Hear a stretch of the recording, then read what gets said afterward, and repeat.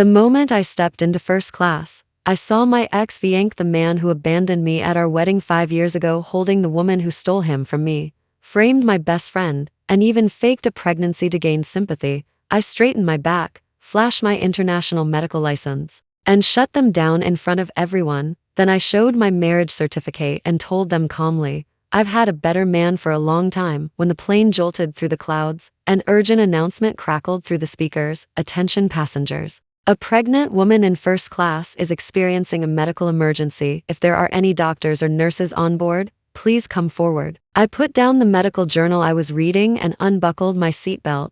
The elderly lady next to me grabbed my arm. Sweetheart, don't get involved. The world is a mess now. I'm a doctor, I said simply, and stood up. The flight attendant's eyes lit up when she saw me. Are you a medical professional? I nodded and pulled out my international physician's certification. She immediately guided me through the curtain, and that's when I saw them. Daniel Nash, my ex-fiancé, he was holding a woman, panic flooding his face, and the woman Wendy Lane was leaning weakly into his arms, hands over her slightly swollen belly. 5 years. It had been 5 years since that disastrous wedding. Lily? Daniel froze when he saw me. Wendy lifted her pale face. A flash of triumph, one I knew all too well, passed through her eyes before she replaced it with pain. Daniel, it hurts so much. Let her take a look, the flight attendant urged. Daniel finally snapped out of it and moved aside. Lily, please check on Wendy. She's 4 months pregnant. She suddenly felt sharp pains. I crouched down and ignored Daniel completely as I began the exam. Blood pressure normal,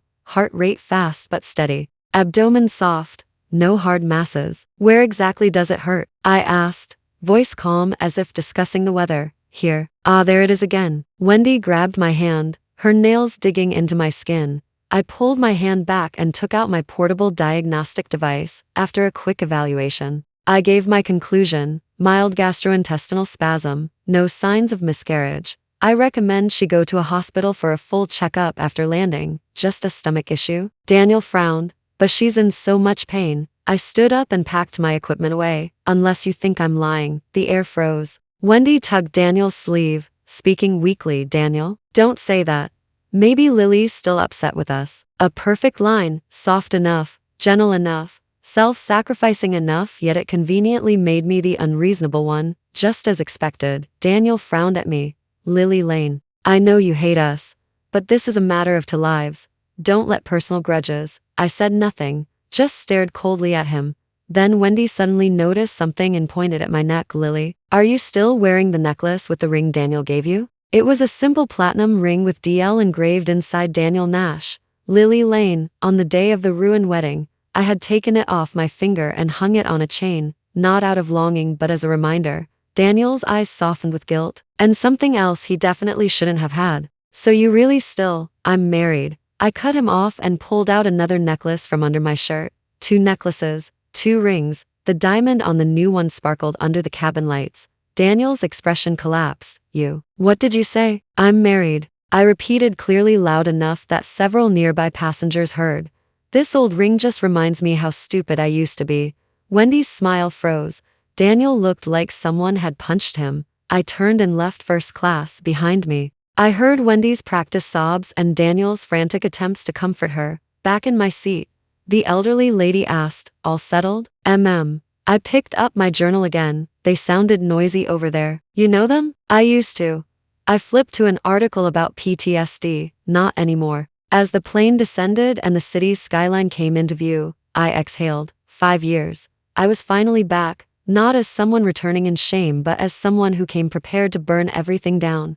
My phone buzzed with a message from an unknown number. In position? Ready when you are. I deleted it and looked out the window. The game has begun. Dear Wendy, I hope you're ready. At the airport exit, Daniel Nash insisted on driving me. Lily, at least let me take you. After all these years, no need. I pulled my small suitcase and headed straight for the taxi line. Wendy Lane leaned weakly against him, her voice soft but loud enough for me to hear. Daniel, let's go to the hospital first. The baby doesn't feel right again. Daniel hesitated, looking between her and me. I flagged down a taxi, just as the driver was about to help me load my luggage. A familiar voice cut through the air. Lily Lane? I froze, but I didn't turn around.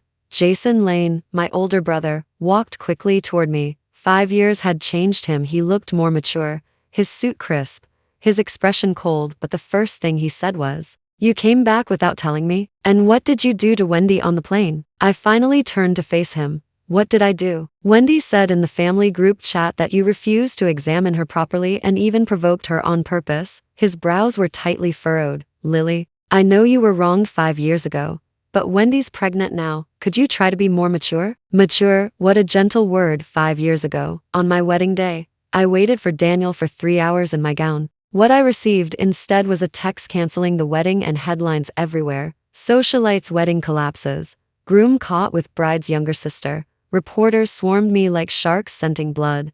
The flashes blinded me. Their questions were knives. "Miss Lane, how long have they been together? Your sister said you both loved him first, but she stepped aside. Is that true? Did you pressure Daniel Nash into marriage using your family's influence?" I stood in a $1 million gown, surrounded by lavish decorations, feeling like the world's most pathetic joke. That night, my best friend Monica Jo drove to pick me up. She told me, "Lily, I found something." Wendy. She never finished that sentence. A truck slammed into us from the side. I woke up in the hospital with multiple fractures. Monica never woke up again. The police said it was an accident, a tired truck driver. But I remembered Monica's last words, and the fear in her eyes. I looked at Jason. My voice was calm. "Jason, do you remember Monica?" He froze, looking away. "Why bring her up now?" "It was an accident." "An accident," I echoed. "Yes, everything's an accident." Just then, Wendy walked over and slipped her arm around Jason's. "Jason, don't blame Lily. She's probably just upset. After all, Daniel and I did hurt her 5 years ago." Such perfect acting. She took the blame just enough to appear gentle, forgiving, noble, and made me look petty and spiteful. Predictably, Jason's expression softened. "You're always so considerate." I stared at the three of them, Jason, Daniel, Wendy, and felt a deep exhaustion. Not physical, soul deep move. I said, "Lily." Daniel reached for me. I sidestepped neatly. "Mr. Nash, please respect yourself. I'm a married woman now. You touching me like this, aren't you afraid it'll hit the headlines again?" He recoiled like he'd touched fire. I got into the taxi and gave the driver my hotel address. As the car pulled away, I saw them through the rearview mirror, the three of them standing together. Wendy nestled between two men like a fragile little white flower needing protection. My phone vibrated with a text from Ethan. "Joe landed safely?" "Yeah. Ran into some annoying flies, swatted them away." I replied. "Need me to come earlier?" "No. Stick to the plan. Act 3 is your cue." "Got it." "And Lily, don't go easy." I turned off my phone and leaned back. "Go easy? Maybe 5 years ago. But not anymore. Monica, wait for me. Everything they owe you and me I'll collect one piece at a time." When I walked into the hotel lobby, someone recognized me. Whispers spread like ripples across water. While I checked in, the front desk girl kept stealing glances at me, her expression complicated. "Ms. Lane, here's your room card." She lowered her voice, adding, "Would you like security to escort you upstairs?" "No," I said, "that won't be necessary." Inside the elevator, two girls stared openly at me before ducking their heads and typing rapidly on their phones. No need to guess, they were posting on social media. Sure enough, trouble erupted that night. A heavily edited video began circulating online, shot from a carefully chosen angle. It only showed me examining Wendy coldly, and my line, "I'm married," everything else the context. The provocation was conveniently cut out. The captions were dramatic, shocking. "Doctor ignores pregnant woman mid-flight due to personal grudges." The comments exploded. "Isn't she the bride who got dumped 5 years ago? She still dares show her face? The homewrecker sister took her man. Now she's back for revenge? You all misremember news back then said the older sister forced the marriage. The younger one was the real love. No matter what, a doctor behaving like that is unprofessional. She tried to provoke a pregnant woman. That's to lives. Cruel." The hashtag #MasterOgantmasters shot to the top of the trending list. I scrolled through the attacks calmly. I even ordered room service, ate slowly, and took a shower. Then Wendy Lane posted her statement, a video, no makeup, eyes slightly red, trying to look strong. "Hi everyone. This is Wendy, about what happened on the flight today. Please don't blame Lily. Maybe she was just having a bad day emotionally. Daniel and I did hurt her back then, so no matter how she treats me, I accept it. I'm only worried about the baby. The doctor said the scare wasn't good. Please everyone, let this go. I don't want stress to affect the baby. Brilliant, a masterclass performance, pretending to defend me while cementing the narrative that I wronged her. Then Daniel Nash reposted it with the caption, "Everything in the past was my fault. Don't blame Wendy. Please stop hurting my family." That word stung once. I thought I was part of that family. My phone rang. It was Ethan. "Joe, you saw?" His voice was low, simmering with anger. "Yes." "Should I release the first set of evidence now?" "No." I looked out the window at the city lights. "Let the chaos rise a little more, Lily. They're slandering you. The harder they push, the harder they'll fall," I said, and Monica left behind records showing Wendy hired online trolls before. The method they're using now is identical to the smear campaign from 5 years ago. She's using the same weapon again.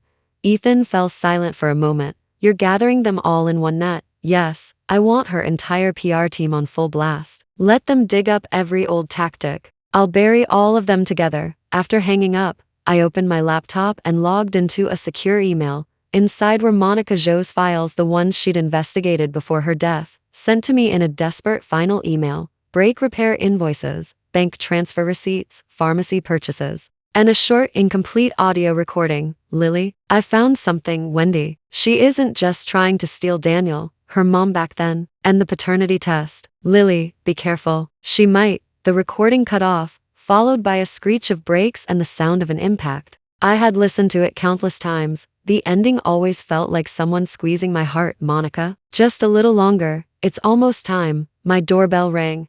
I approached quietly and called out, "Who is it?" "Room service. Your red wine." I hadn't ordered any wine. Through the peephole, I saw someone in a server's cap pulled low over his face. "Leave it at the door," I said. "I need your signature." My hand moved toward the pepper spray tucked in my pocket. "Ethan insisted I keep it." I opened the door. The server lifted his head. "Daniel Nash, you." I took a step back, hand gripping the doorknob, ready to slam it shut. Daniel looked exhausted, dark circles, unshaven, shoulders tense. "Lily, can we talk?" "We don't have anything to talk about. About what's happening online." I didn't know it would blow up like this. "Wendy was just scared. She's terrified you came back to take everything from her." I laughed bitterly. "Take? What exactly would I take? Wasn't it the two of you who took everything from me 5 years ago?" He shut his eyes, pained. "I know I owe you. But there were circumstances you don't understand." "What circumstances?" I cut him off. "That you chose to be with her on our wedding day. That you let the media smear me. Or that Monica's death was labeled an accident." The moment I mentioned Monica, Daniel's face turned pale. "That was an accident." "The police confirmed." "Really?" I asked quietly. "Then why can't you look me in the eyes?" He flinched and looked away. Silence stretched between us, heavy and suffocating. Finally, he said softly, "Please, Lily, let Wendy and the baby go. Whatever compensation you want, Nash Corporation shares, property, cash, anything. Just stop digging into this." How laughable. Money. That's what he thought I was after. "Daniel Nash," I said slowly, clearly, "I don't want your money. I don't want your apology. I want the truth. I want to know how Monica died. I want to know how much of the past 5 years was engineered by Wendy. And I want to know." I paused, then dropped the final bomb, "whether the baby in Wendy's belly is actually yours." His eyes snapped open, shock, doubt, anger flashing through them. "What are you implying?" "Exactly what it sounds like." I folded my arms. "Get a paternity test done, before it's too late." He stared at me like I was a stranger, then he turned and walked away, steps unsteady. After locking the door, I leaned against it, exhaling. Then I grabbed my phone and dialed a hidden number. "Start the plan," I said. "Confirmed. First team is in position." This was the team I had quietly assembled for 5 years: top hackers, private investigators, lawyers, and a few of Monica's closest friends. Together, we had collected enough evidence to destroy Wendy Lane and the people backing her. Now it was time to pull the trigger. The next morning, the firestorm online only grew. More sources popped up, claiming I bullied Wendy for years, pressured Daniel into marriage, and even fabricated medical credentials. Someone fabricated an old medical malpractice case from abroad. Then Wendy posted again, a photo of her lying in a hospital bed, hand over her belly, captioned, "Baby, Mommy will protect you." Her comments overflowed with sympathy. The Lane family chaos grew too. Jason called me. His tone was icy. "Dad wants you home. Now." "Busy." "Lily Lane, are you trying to tear our family apart?" "Wendy's in the hospital. Dad is furious. Can't you stop being selfish for once? Selfish? I laughed. You mean like 5 years ago when I waited in a wedding gown for a groom who never came? Or like now, when I'm supposed to quietly swallow slander again? You know that back then. Enough. I snapped. Jason, you have never stood on my side, not once in your life. So don't play the concerned brother with me. You're not qualified. I hung up.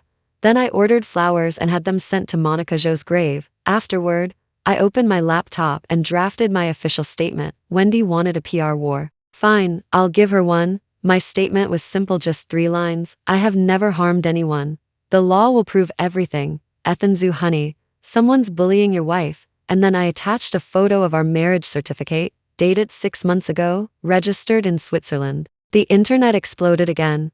Wait, she's actually married. And happily, her husband is Ethan Joe. Why does that name sound familiar? Isn't that the international rescue specialist? The one on National Geographic? Oh my god, it's him. He's gorgeous and saves lives for a living. 2 minutes later, Ethan reposted. On my way, Lily Lane, whoever hurt you will regret it. Attached was a photo of his dashboard, the car speeding down the highway at 110 mph.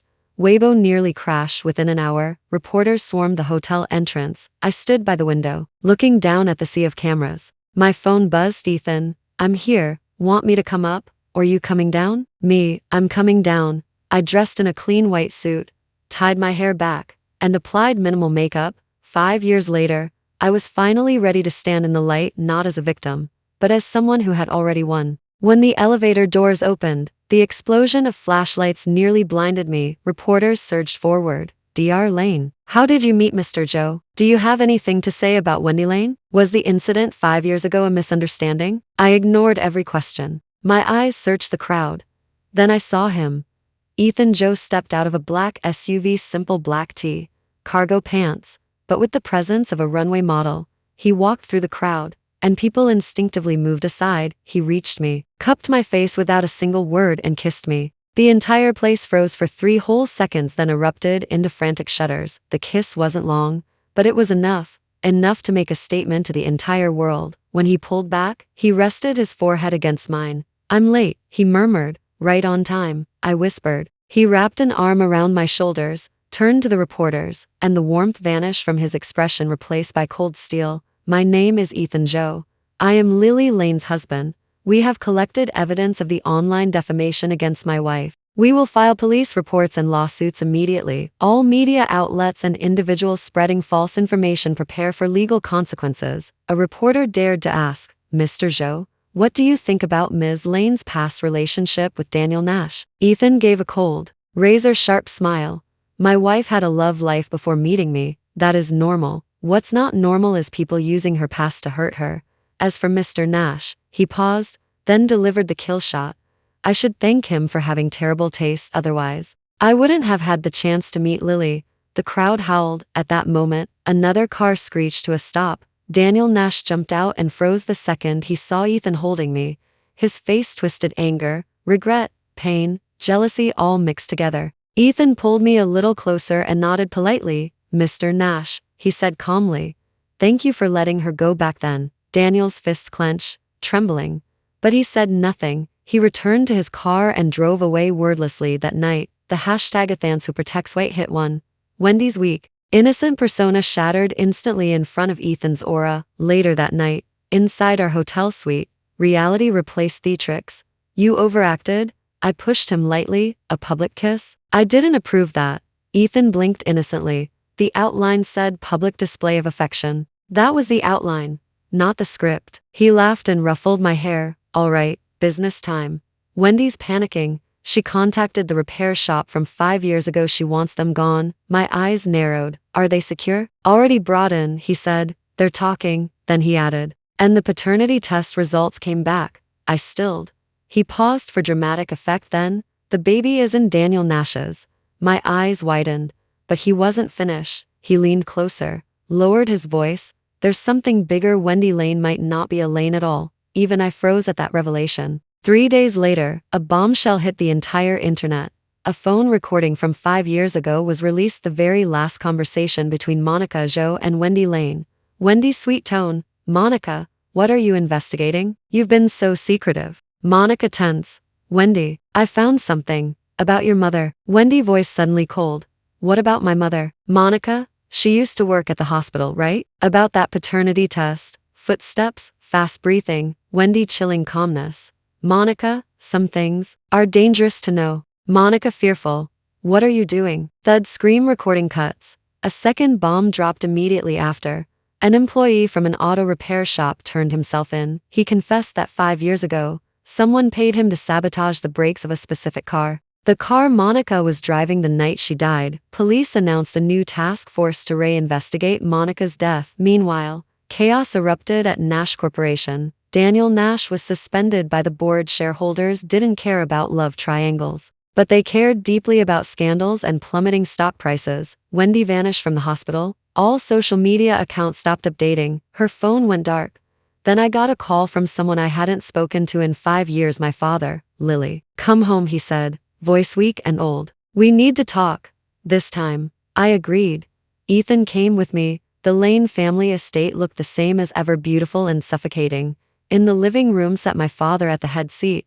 Jason stood by the window, tense and pale. To my surprise, Daniel was also there, unkempt, haggard, eyes bloodshot. When I entered, every gaze snapped to me. Lily, my father began, is what they're saying online true? Monica's death, did Wendy really? I didn't answer directly. Instead, I turned to Jason. Jason, do you remember Monica? She used to visit every week. She brought you your favorite coffee beans. She called you Jason, like family. Jason shifted uncomfortably, eyes reddening. Of course I remember. But her death was an accident, the police said. Were the sabotaged brakes an accident too? I asked quietly. He froze. I continued, voice steady. And do you know why Wendy was terrified of Monica's investigation? Because Monica discovered something. Wendy Lane was never a Lane. The room went dead silent. My father shot to his feet. What are you saying? I'm saying, I enunciated. Wendy's mother, who worked at the hospital, switched the DNA samples. The real Lane daughter is me. Jason shook his head violently. No, Dad had a paternity test done, and the sample was swapped. I replied. Wendy's mother was his mistress back then, when she got pregnant. She manipulated the reports and let her daughter take my place. My father collapsed back into his chair, face gray as ash. Daniel finally spoke, voice cracked and hollow. Then, Wendy's baby. I looked at him with quiet pity. It's not yours. She needed to keep you tied to her, so she staged the pregnancy. But tell me, Daniel, when you got drunk, did you actually sleep with her? Or did you just wake up to her lying beside you and assumed? His face strained of all color. Jason suddenly staggered toward me, grabbing my shoulders desperately. Evidence? Do you have evidence? Ethan stepped forward and pushed him back firmly. Mr. Lane, control yourself.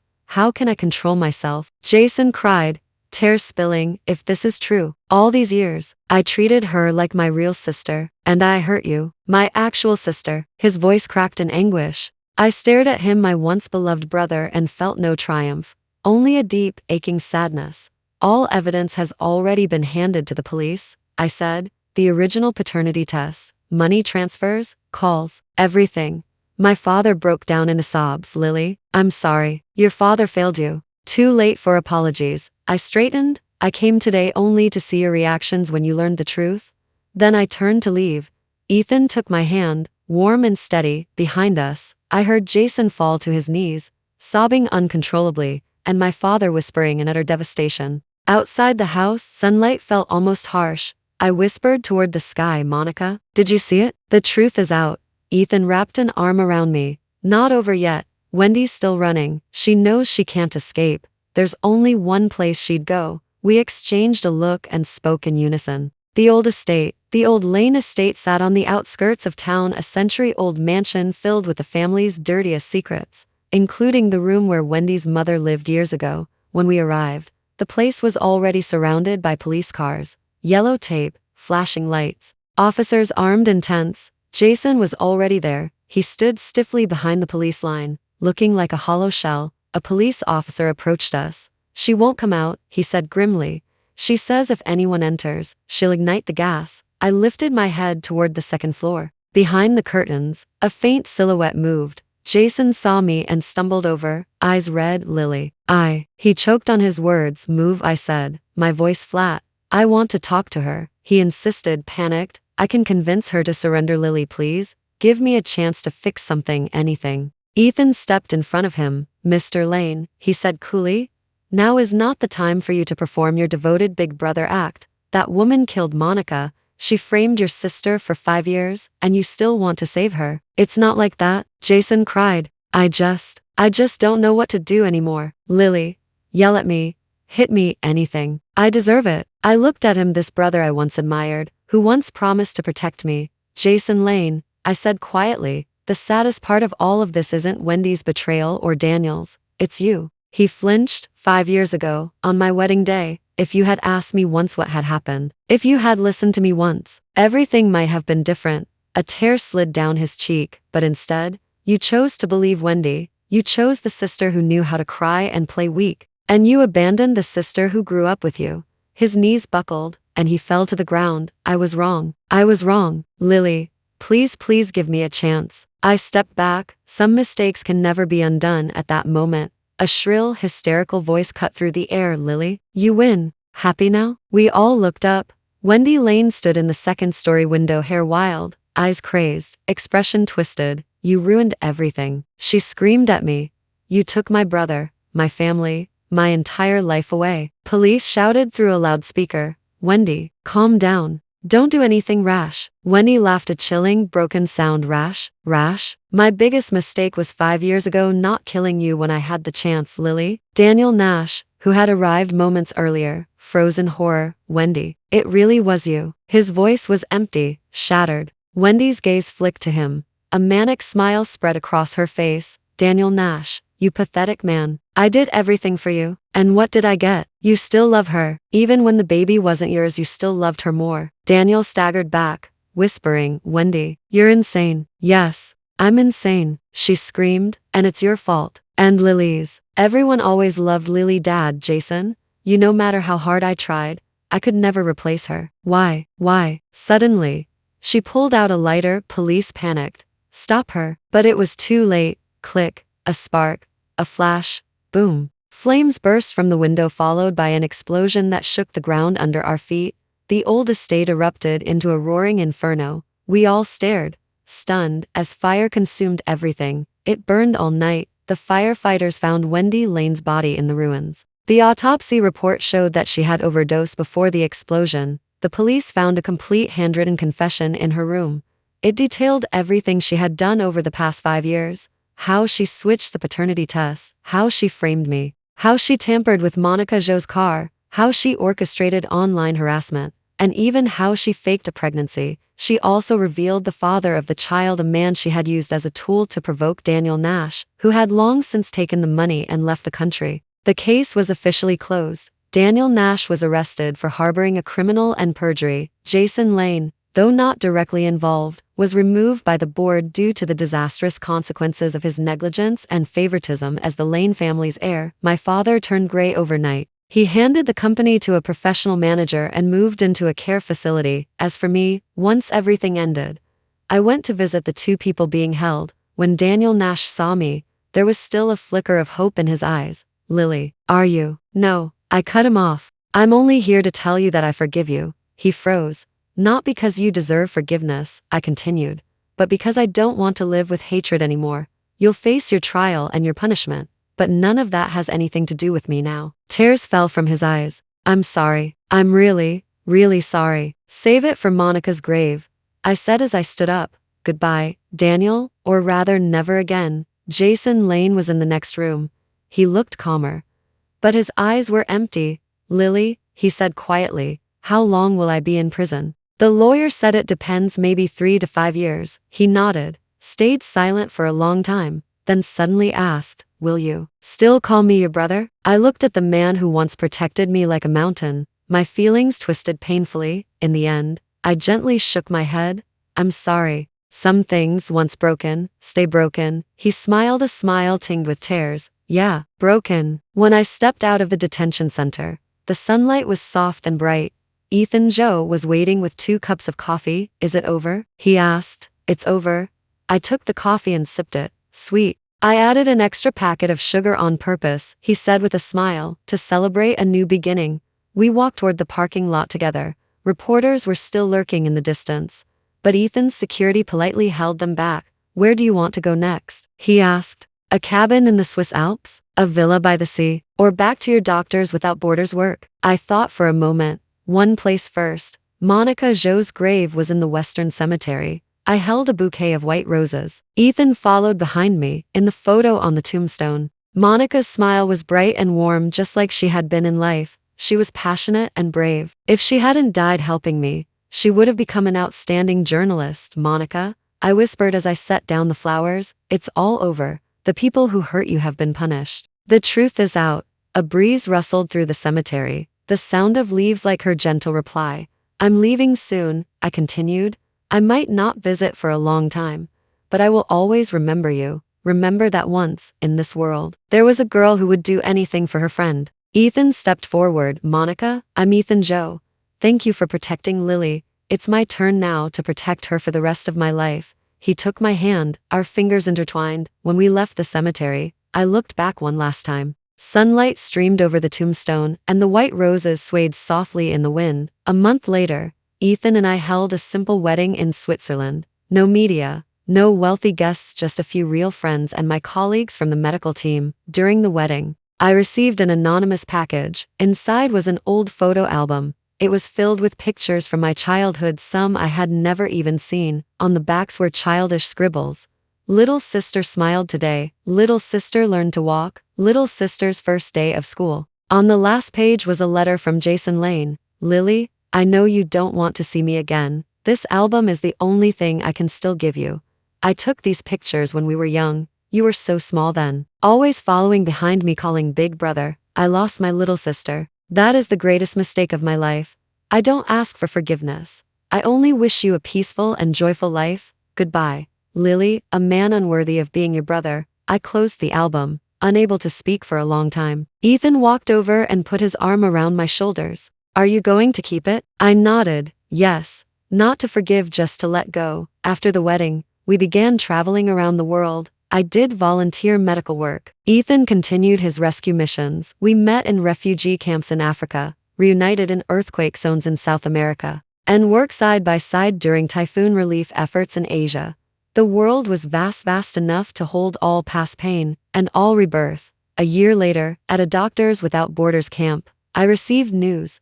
Jason Lane had been released early for good behavior. He had gone to teach in a remote mountain village and never returned to the Lane family. Daniel Nash was still serving his sentence, but reportedly he had grown calmer, studying law in hopes of helping the wrongly accused. My father's health wavered, but he was still alive. And as for me, I had found a new purpose. Every morning, knowing I could save lives, that I could love and be loved was enough. At night, Ethan and I lay outside the tent, watching the stars. He pointed at the sky. Look, the Big Dipper. Did you know, he said, in rescue work, if you're lost, all you need to do is find the Big Dipper. It shows you the way. I turned to him. Are you my Big Dipper? He kissed my forehead, smiling. No, Lily, you've never needed anyone to guide you. You've always known where to go. I'm just lucky to walk beside you. The night breeze was gentle, the stars brilliant, and I finally understood. True strength isn't about destroying everyone who hurt you. It's about walking into the light after surviving all the darkness. And my light was here, in the arms of the man who loved me like life itself, in the work that let me heal and save others, and in the version of myself I had finally reclaimed whole and unbroken. Thank you for finishing today's story. Please share your thoughts in the comments section. If you enjoyed the story, remember to like and subscribe to my channel. There are more amazing stories waiting for you to experience with me. See you tomorrow.